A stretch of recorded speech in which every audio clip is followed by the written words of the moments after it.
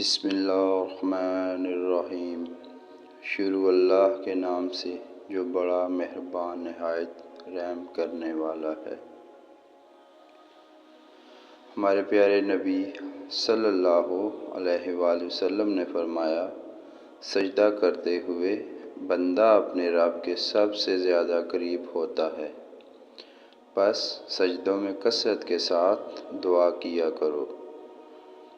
حضرت انس رضی اللہ عنہ سے روایت ہے کہ پیارے نبی صلی اللہ علیہ وآلہ وسلم نے فرمایا، اللہ تعالیٰ فرمائے گا کہ ہر اس شخص کو دوزخ سے نکال دو جس نے مجھے ایک دن بھی یاد کیا ہو یا مجھ سے کسی مقام پر ڈرا ہو۔ ابو ہریرہ رضی اللہ عنہ سے روایت ہے کہ نبی کریم صلی اللہ علیہ وآلہ وسلم نے ارشاد فرمایا کہ 7 آدمی ایسے ہیں جن پر اللہ تعالیٰ اپنی رحمت کا سایہ ڈالتا ہے۔ ان میں سے ایک شخص وہ ہے جو اللہ تعالیٰ کا ذکر کرے تو اس کی آنکھوں سے آنسو جاری ہو جائیں۔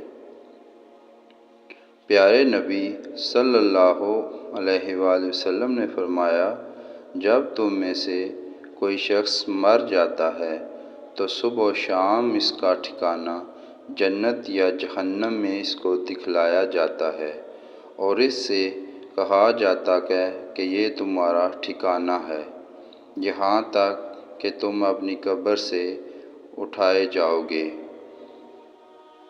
رسول اللہ صلی اللہ علیہ وآلہ وسلم نے فرمایا، جو شخص بسم اللہ الرحمن الرحیم کی تلاوت کرتا ہے تو اللہ تعالیٰ بسم اللہ کے ہر حرف کے بدلے میں اس کے نامہ اعمال میں 4000 نیکیاں درج فرما دیتا ہے اور اس کے 4000 گناہ معاف فرما دیتا ہے اور اس کے 4000 درجات بلند فرما دیتا ہے۔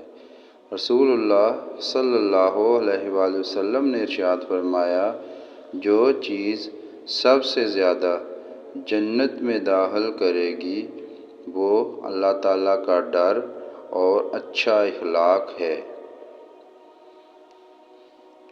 اگر آپ اسلامی ویڈیو سے اور حدیث مبارکہ سے محبت رکھتے ہیں تو ہمارے چینل کو لائک اور سبسکرائب کر دیں۔ جزاک اللہ۔